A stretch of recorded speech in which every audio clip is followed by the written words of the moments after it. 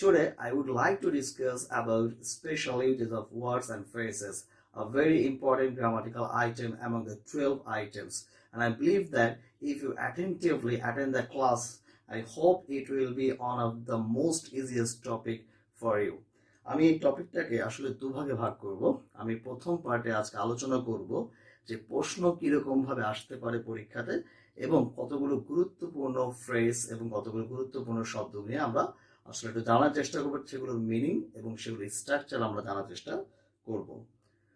প্রথমে আমরা একটু দেখতে পাচ্ছি যে এখানে প্রশ্নের দিকে যদি একটু তাকাই যে 10টার মতো ক্লু দেওয়া আছে উপরে, যেমন had better, was born, would rather, as soon as, let alone, in order to, has to, as if, whenever there.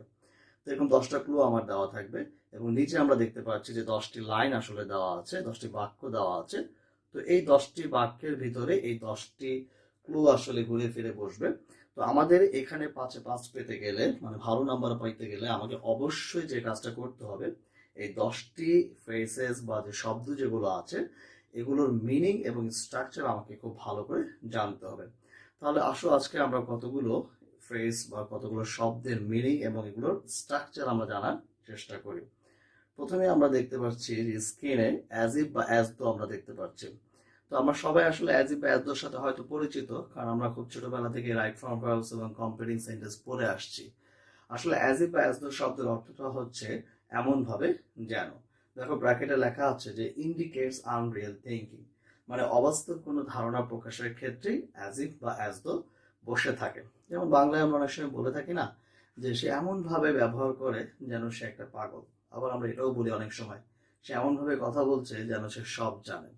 তো ইংরেজিতে আসলে এমন ভাবে যেন এটা প্রকাশ করার ক্ষেত্রে, মানে একটা আনরিয়েল থিঙ্কিংটা, অবাস্তব একটা ধারণা প্রকাশের ক্ষেত্রে কিন্তু অ্যাজ ইফ অ্যাজ দো বসে থাকে। এর দুটো রুলস আছে, আমরা একটু দেখার চেষ্টা করি। তো প্রথমে দেখো অ্যাজ ইফ বা অ্যাজ দোর আগে যদি প্রেজেন্ট টেন্স থাকে তাহলে তার পরের ক্লজটিতে পাস্ট সিম্পল বা পাস্ট কন্টিনিউয়াস টেন্স বসবে। এটা আসলে মিনিং এর উপর ডিপেন্ড করবে। দ্বিতীয়টাতে দেখো যে যদি অ্যাজ ইফ বা অ্যাজ দোর আগে পাস্ট ইনডিফিনিট বা পাস্ট কন্টিনিউয়াস টেন্স থাকে তাহলে এর পরে পাস্ট পারফেক্ট বা পাস্ট পারফেক্ট কন্টিনিউয়াস টেন্স বসবে। এটাও ডিপেন্ড করে আসলে মিনিং এর উপর। আসলে আমরা একটু কিছু উদাহরণ আমরা দেখি। প্রথমটাতে দেখো বলা হচ্ছে it sounds dash you had a good time. তাহলে আমরা খুব সুন্দরভাবে খেয়াল করতে পারছি যে এই প্রথম ক্লজটা কিন্তু প্রেজেন্ট টেন্সে আছে, মানে প্রেজেন্ট ইনডিফিনিটে, এবং পরবর্তী ক্লজটা কিন্তু পাস্ট ইনডিফিনিটে আছে। এখানে হ্যাডটা কিন্তু কি মেইন ভার্ব এখানে। তাহলে দেখো আমরা কিন্তু এখানে বলতে পারি it sounds as if you had a good time, মানে এমন ভাবে মনে হচ্ছে যেন তোমার কি খুব ভালো সময় যাচ্ছে বা ভালো সময় পাস করছো। 2 নম্বরটাতে দেখো Karim talk as if he had been teaching us tense. অর্থাৎ দেখো এখানে প্রথমটা কিন্তু পাস্ট ইনডিফিনিট আছে, পরেরটা কিন্তু পাস্ট পারফেক্ট কন্টিনিউয়াস টেন্স আছে। এটা আসলে অর্থের সাথে মিল রেখে আমরা করার চেষ্টা করেছি। যেমন করিম এমন ভাবে কথা বলছিল যেন সে আমাদেরকে কি টেন্স পড়াচ্ছিল। 3 নম্বরে দেখো he behaves he were mad, মানে সে এমন ভাবে ব্যবহার করে যেন সে একটা পাগল। এখানে একটু খেয়াল করো আমরা ওয়্যার এর নিচে একটা আন্ডারলাইন করেছি, এটা একটু আমাদের খুব ভালো মতো জানতে হবে। যখন আমরা অবাস্তব কোনো ধারণা প্রকাশ করব তখন সেখানে আসলে যদিও ওয়াজ বসার কথা কিন্তু ওয়াজ না বসে সেটা ওয়্যার হবে। যেমন তোমরা ছোটবেলা থেকে পড়ছো আই উইশ আই ওয়্যার এ কি, অর্থাৎ অবাস্তব ধারণা প্রকাশ করতে গেলে সেখানে আসলে ওই মেইন ভার্ব হিসেবে ওয়্যার বসে থাকে। 4 নম্বরটা দেখো it looks as if it was drizzling. এর একটা এমন ভাবে মনে হচ্ছে যে কি এটা আসলে কি টিপ টিপ করে বৃষ্টি পড়ছে। So let's move for the next one. দেখো বি বর্ন, আমরা সবাই জানি বি মানে কি অ্যামিজার ওয়াজ ওয়্যার, আসলে জন্মগ্রহণ করার কথা বোঝানো হয়েছে। তো এটা অর্থ বুঝলেই আসলে খুব সহজ এখানে পারা যায়। তারপরও আমি একটু ব্র্যাকেটে লিখে দিয়েছি যে এইটা সাধারণত এমন একটা বাক্যে বসে যেখানে প্লেস থাকবে, টাইম থাকবে এবং ফ্যামিলি থাকবে, মানে পরিবারের কথা থাকবে। খুবই সহজ এটা, এটা খুব সহজে আসলে আধা নাম্বার পাওয়া যেতে পারে। যেমন আমরা দুটো উদাহরণ আমরা একটু দেখতে পারি। He was born in a sophisticated family, অর্থাৎ সে কি একটা সম্ভ্রান্ত পরিবারে জন্মগ্রহণ করেছিল, অর্থাৎ একটা পরিবারকে কিন্তু আমরা দেখতে পাচ্ছি। এবার 2 নম্বরটার দিকে একটু খেয়াল করি। হি ওয়াজ বর্ন ইন লন্ডন, একটা জায়গার কথা বলছে যে সে আসলে কি লন্ডনে জন্মগ্রহণ করেছে। Okay, let's go to the next one. What if বা হোয়াট দো, এই কথাটা মানে হচ্ছে কি হয় যদি বা কি হতো যদি বা কি হবে যদি, এরকম একটা আসলে প্রশ্নবোধক বাক্যে এটা বসে থাকে। ব্র্যাকেটে খুব সুন্দর করে লেখা আছে, দেখো যে একটি ইন্টারোগেটিভ বাক্যে হোয়াট ইফ বা হোয়াট দো বসে। এটাও মিনিং এর উপর ডিপেন্ড করে এমন কোনো স্ট্রাকচার এখানে ফলো করার দরকার নেই। আমরা একটু দেখি তিনটা এখানে এক্সাম্পল আছে, আমরা একটু মিনিং পরে পরে করার চেষ্টা করি। প্রথমটাই দেখো, what if we change the yellow festoons to red, মানে আমরা যদি হলুদ ফেস্টুন থেকে যদি রেড ফেস্টুনে পরিবর্তন করি কি হয়। তারপর 2 নম্বরে একটু খেয়াল করো, হোয়াট ইফ হি ইজন্ট দেয়ার। দেখো সাধারণ একটি কিন্তু আমরা ইন্টারোগেটিভ বাক্য, দেখো লাস্টে কিন্তু একটি প্রশ্নবোধক চিহ্ন আছে, সো আমরা খুব সহজে হোয়াট ইফ বা হোয়াট দ্য কিন্তু বসাতে পারি। ঠিক 3 নাম্বারটাও দেখতে পাচ্ছ যে একটি প্রশ্নবোধক চিহ্ন আছে, তো আমরা এখানে আসলে কি হোয়াট ইফ বা হোয়াট দ্য বসাতে পারি। What if we find the candles and put them around them.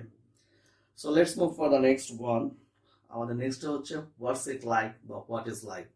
এটা আরেকটা হচ্ছে উড ইউ মাইন্ড, দুটো আলাদা, দুটো অর্থটাও কিন্তু আলাদা।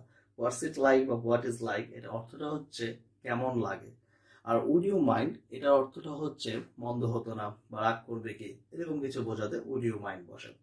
তবে এই দুটো ফ্রেজেরই স্ট্রাকচার সেম।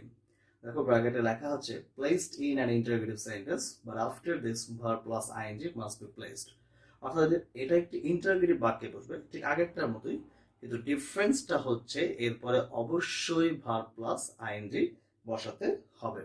তাহলে আসো আমরা একটু দুটো উদাহরণ আমরা দেখতে পাচ্ছি এখানে। যেমন প্রথমটা খেয়াল করো, আমরা বলতে পারি what's it like swimming in the sea, সমুদ্রে সাঁতার কাটতে কেমন লাগে। 2 নম্বরটা দেখো, would you mind having a cup of tea, এক কাপ চা হলে মন্দ হতো না।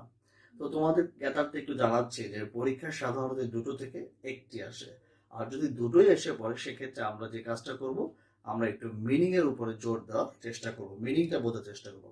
নেক্সট দেখো, what just dot dot look like. তো এটা অর্থ হচ্ছে যে কার মতো দেখতে, কিসের মতো দেখতে।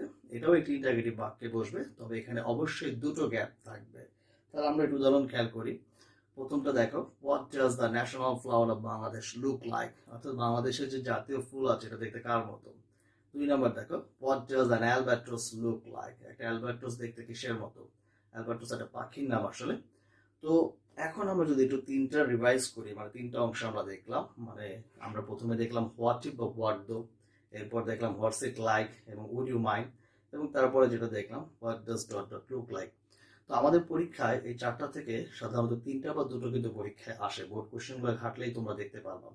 তো আমরা যদি চারটার মধ্যে ডিফারেন্স ক্রিয়েট করি, তাহলে আমি যদি একেবারে সহজভাবে বলি যে একটি সাধারণ একটি প্রশ্নবোধক চিহ্ন যদি থাকে, তাহলে ওই বাক্যে আমরা হোয়াট ইফ বসাবো বা হোয়াট দো বসাবো, যেটা আমার অপশনে থাকে। আর যদি ওই প্রশ্নবোধক চিহ্ন ওই প্রশ্নবোধক বাক্যে যদি গ্যাপের পরে যদি ভার্ব প্লাস আইএনজি থাকে, তাহলে আমি অবশ্যই হোয়াটস ইট লাইক বা উড ইউ মাইন্ড আমি বসাবো। আর যদি প্রশ্নবোধক বাক্যে দুটো গ্যাপ থাকে, তাহলে কিন্তু সেক্ষেত্রে আমরা what does dot dot look like আমরা বসাবো। খুবই সহজ। So let's move for the next one. As soon as বা no sooner had dot dot than, hardly had dot dot when, scarcely had dot dot when। হ্যাঁ, প্রত্যেকটা অর্থই আসলে একই।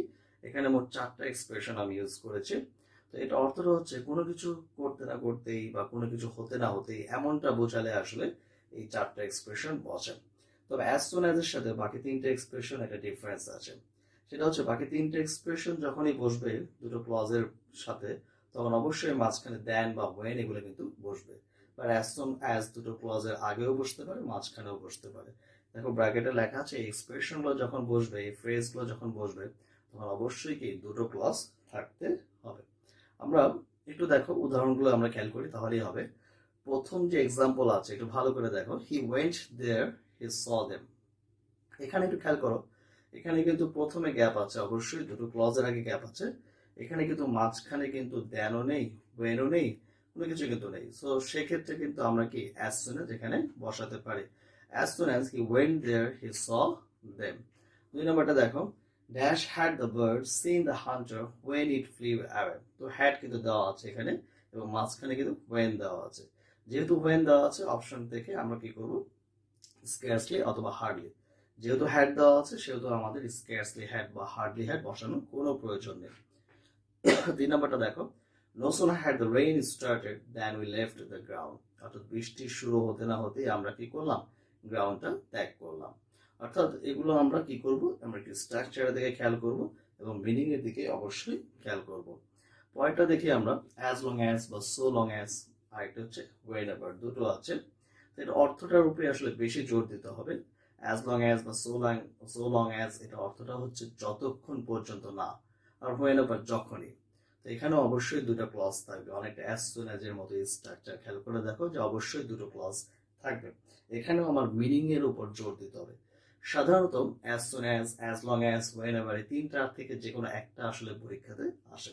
যদিও কখনো তিনটা থেকে দুটো আসে, যেমন একটা বোর্ডে আসলে as soon as এবং whenever দুটোই আমরা এসেছিল, সেক্ষেত্রে আমরা যে কাজটা করব, সেক্ষেত্রে আমাদের একটু মিনিং এর উপর জোর দিতে হবে।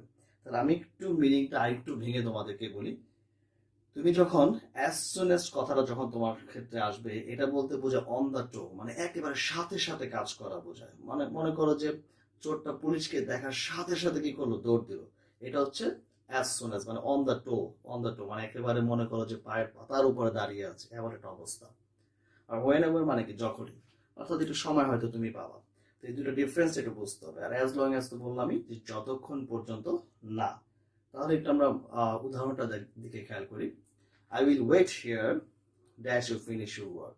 আমি এখানে অপেক্ষা করব, কি হবে এখানে, তুমি যতক্ষণ পর্যন্ত না তুমি তোমার কাজ শেষ করো, তাহলে কি হবে as long as। দুই নম্বরটা দেখো, whenever the teacher comes to the class the students become silent. অর্থাৎ যখনই টিচারকে ক্লাসে আসে তখনই স্টুডেন্ট কি সাইলেন্ট হয়ে যায়।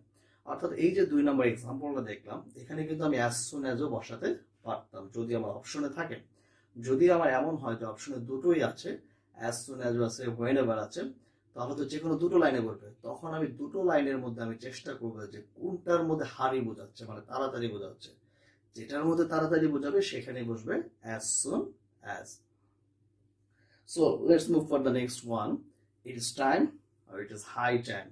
এটার অর্থটা হচ্ছে উপযুক্ত সময়। এটা খুবই পরিচিত আমাদের কাছে আসলে। তো এটা স্ট্রাকচারটা একটু আমি বলি, একটু ভিন্নভাবে আমি একটু প্রকাশ করছি স্ট্রাকচারগুলো। এটাকে আমরা তিন ভাবে প্রকাশ করতে পারি। দেখো, এটার পরে আমি সরাসরি আমি পাস্ট ইনডিফিনিট মানে সাবজেক্ট প্লাস ভার্বের পাস্ট ফর্ম ইউজ করতে পারি। আবার এটার পরে আমি ইনফিনিটিভ ইউজ করতে পারি, মানে to plus verb word use করতে পারি। আবার এটার পরে আমি একটা ফর প্লাস অবজেক্ট বসিয়ে আবার ইনফিনিটিভ কিন্তু আমি বসাতে পারি। সো যে কোনো ভাবে এটা বসানো যেতে পারে, তিন ভাবের যে কোনো ভাবে। আমরা একটু উদাহরণ দেখি।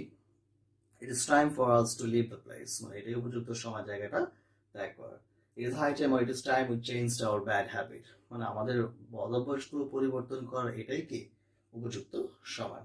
So next one, let alone. Very interesting একটা ফ্রেজ, এটা আমরা কথায় কথায় আসলে ব্যবহার করি। তো লেট অ্যালোনটা বোঝার আগে আমি একটু তোমাদেরকে আমাদের কনভারসেশনগুলো একটু খেয়াল করি। আমরা একটু দেখো, আমরা যখন বন্ধুরা একসাথে কথাবার্তা বলি, মনে হয় একটা বন্ধু হঠাৎ করে বলে ফেললো যে এই জানো গতকালকে তো আমি এরকম ক্রিকেট খেলে 50 রান করছি। তখন পাশ থেকে এরকম বলে একজন, আইসে, সে ব্যাটই ধরতে পারে না বা 5 রানই করতে পারে না, সে আবার 50 রান করবে। অর্থাৎ এটা শুদ্ধ বাংলা হচ্ছে দূরে থাক। 50 রান তো দূরে থাক, সে তো 5 রানই করতে পারে না। অর্থাৎ পাজারো গাড়ি তো দূরে থাক, সে তো মোটর সাইকেলই কিনতে পারে না। অর্থাৎ ব্র্যাকেটে কি লেখা আছে দেখো, use to emphasize the improbability of a contrasting example. যে দুটো এক্সাম্পলের সাথে উদাহরণ দেওয়া হচ্ছে, তার মধ্যে যেটাকে জোর দিয়ে বলা হচ্ছে সেটা কি ইমপ্রবাবল, মানে একদম অবাস্তব, এটা অসম্ভব, এটা সম্ভব নয়।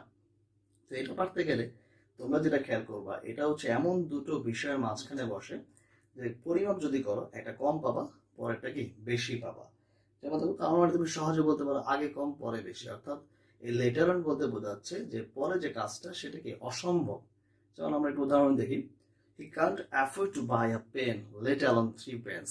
তাহলে খেয়াল করো, অর্থাৎ সে কি একটা কলমে কিনতে পারে না, তিনটা কলম কি দূরে থাক। তাহলে একটু পরিমাপটা খেয়াল করো, লেটার এলেনের আগে এ পেন, অর্থাৎ কি একটা কলম, তাহলে কি সংখ্যাটা কম, আর 3 পেন্স সংখ্যাটা কি বেশি। দুই নম্বরটা দেখো, Maruf can't earn 50 marks let alone 80 marks. অর্থাৎ সে তো 50 মার্কসই অর্জন করতে পারে না, 80 মার্কস তো দূরে থাক। এখানেও কিন্তু খেয়াল করছো যে লেট অ্যালোন আগে যদি পরিমাপ করো এটা কিন্তু কম, আর পরেরটা কি অবশ্যই বেশি।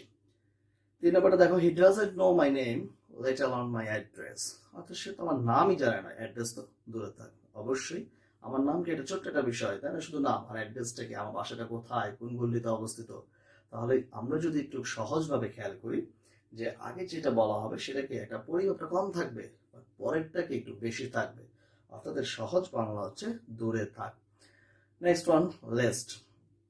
লেস্ট অর্থ হচ্ছে পাছে ভয় হয় যদি এমন, বা এটা অর্থ না হয়, আমরা অনেক সময় বলি না বাংলাতে কাজটা করো না হলে কিন্তু তোমার খবর আছে। এই ক্ষেত্রে আসলে লেস্ট এই শব্দ বসে থাকে, মানে একটা অ্যাওয়ারনেস বা প্রিপারেশন অফ পসিবল ফিউচার। অর্থাৎ ভবিষ্যৎ ফিউচারে কি ঘটতে যাচ্ছে এটা জন্য একটা সতর্কতা বা একটা প্রস্তুতির জন্য লেস্ট বোঝানো হয়। এটা একটা স্ট্রাকচার আছে দেখো, এরপরে মানে এটা অবশ্যই দুটো ক্লজের মাঝখানে বসবে। এরপরে সাবজেক্ট প্লাস শুড বা might plus verb word. Verb word মানে ভার্বের বেস ফর্ম। তো লিস্টের পরে সবসময় দেখবা তোমরা যে সাবজেক্ট থাকবে এবং শুড বা মাইট থাকবে এবং মেইন ভার্বের বেস ফর্ম থাকবে। তো আমরা দুটো উদাহরণ আমরা দেখতে পারি। Walk fast lest you might miss the train, মানে জোরে হাঁটো না হলে কি তুমি ট্রেনটা মিস করতে পারো। Do the math lest you should be punished, অঙ্কটি করো না হলে কি তোমার শাস্তি পাওয়া উচিত। আরেকটা আমরা দেখি ইন কেস, এটাও একটু অর্থের উপর ডিপেন্ড করবে। ইন কেস মানে যদি লাগে, যদি প্রয়োজন হয়, এমন কিছু বোঝানোর ক্ষেত্রে আসলে ইন কেস ব্যবহৃত হয়। যেমন আমরা বলতে পারি take an umbrella in case it rains, মানে তুমি ছাতাটা তোমার সাথে নাও যদি ইন কেস যদি কি বৃষ্টি আসে। পরবর্তী দেখো ইন্ট্রোডাক্টরি প্রোনাউন। আজকে আমাদের এটাই লাস্ট, এই অংশটুকু লাস্ট একটা পার্ট আমাদের। তো ইন্ট্রোডাক্টরি প্রোনাউন ইট বা দেয়ার। তো হোয়াট ইজ ইন্ট্রোডাক্টরি প্রোনাউন, এটা কোশ্চেন আসতেই পারে আসলে আমাদের মনের ভিতরে। আমরা সবাই জানি যে প্রোনাউন সাধারণত যে কোনো নাউনের পরিবর্তে বসে, মানে একটা নাউনের রিপ্লেসমেন্টে বসে। বাট ইন্ট্রোডাক্টরি প্রোনাউন হচ্ছে এটা পরবর্তীতে একটা ক্লজ বা একটা ফ্রেজ বা একটা শব্দের কমপ্লিমেন্ট হিসেবে কাজ করে। মানে নতুন করে একটা ক্লজকে বা নতুন করে একটা শব্দকে বা নতুন করে একটা ফ্রেজকে আসলে পরিচিত করতে যাচ্ছে, এটাকে বলা হয় ইন্ট্রোডাক্টরি প্রোনাউন।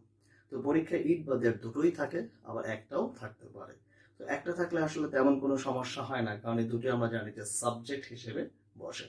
আর যদি দুটোই থাকে সেক্ষেত্রে আমরা একটু মিনিং এর উপর জোর দেব।